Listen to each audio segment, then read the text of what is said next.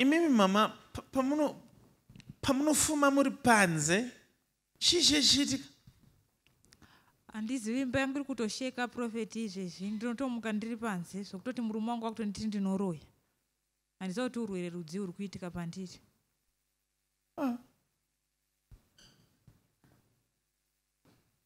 Imagine une mukadzi wangomuona kuseni atobuda panze ushauza kuti abuda sei. Inotosheka kamereji resho.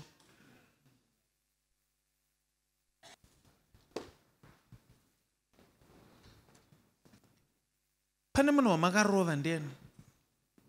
Ndiba mukuru mugomo wababa. Kutomudhinda? Ndakavarova profeti. Ungavaita sei? Vane sandawana yapedza murimo mumusha. Sandawana? Sandawana. Nechinonzi sandawana chi? Chikwambo ndo chinonzi sandawana.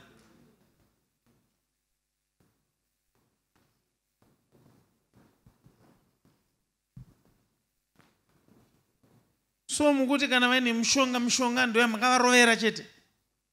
Mama iona makavaroverei? Vaigara vachidherera baba vangu uye vachibata baba vangu vachiita rafu kuna baba vangu. Saka ndida kuvaratidza kuti vazive kuti pese vanenge vanyararira vasafunga ndokunotadza kurovarova. Naiwe.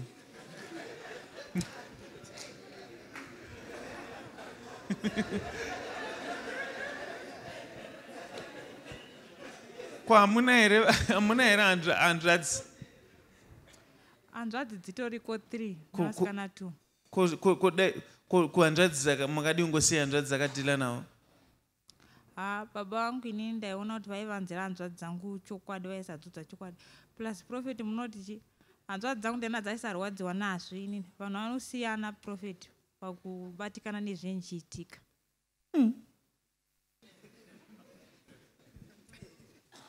Ndaoneswa mazvinzwa dziprofeti munoona chii? Kukuonesana ka? Munoneswa. Alright, handazvinzwa zvamataura but onai manje. Bamukuru venyimi pamakavarova vane mashoko avakanyatsotaurirai chaiwo muchiri kumaziya? Vakanditaurira mashoko profeti bamukuru vangu zvechokwadi. Saka mwatya? Ndinomatya. Ndosaka ndatoya kuno ndiza kuti Mwari variko. Asi dai mashoko avakandiudza kaya profeti kaiga. Dai mumwe munhu avaitira izvozvo ndofunga aiti varovawo futi.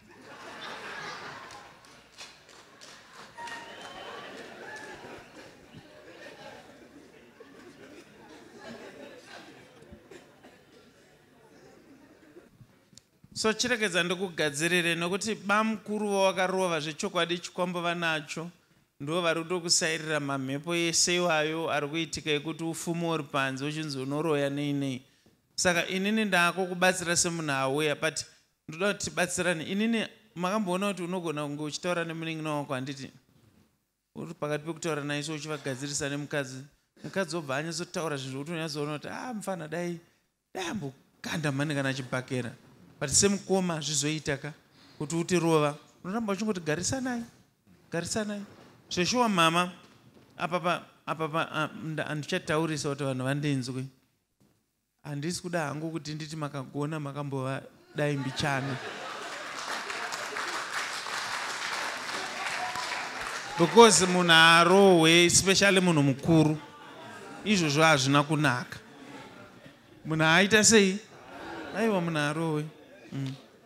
Unorova munhu mukuru kuti zvaita sei? Zvodai tanga tisiri pachechi zveshuwa. Ndaigona but asi munhu arohwe.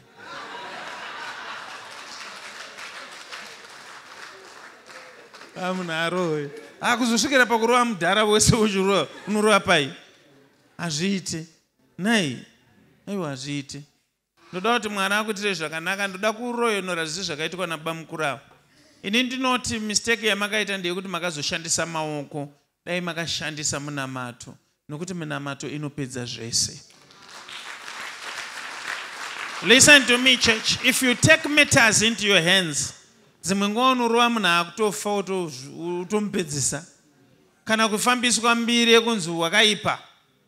But kuna mwana untaurisa, but still unofana kutongozvidzorawo kuti simudza maoko tona. Ndinokanzura mweya yese yeuroi kubuda panze asingazivi kushandiswa nezita raJesu. You are free now. Mukaenyu mama. Magona matizira kuimba ya Mwari because dai mangoti nonokei. Kwa zvanga zvaakusvika zvasina kunaka. Maigona kutoonekwa muri makuva chaiko. But nekuti mauya kuimba ya Mwari, all is well. You are free now. Goodness yendi mercy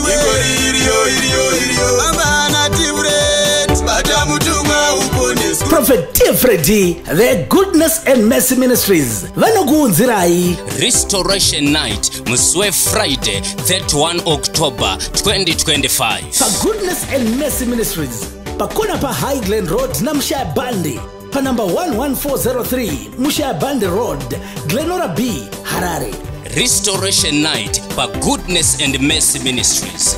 Ngo9 ntambama kuze kuse yiphungwe udzanai iphungwe mwine munhu wa Mwari Prophet Freddy Pa Restoration Night, Muswe Friday, 31 October 2025. kuti munzwe zvizere fona ipa 0712 528 094 kana pa 0778 059 270.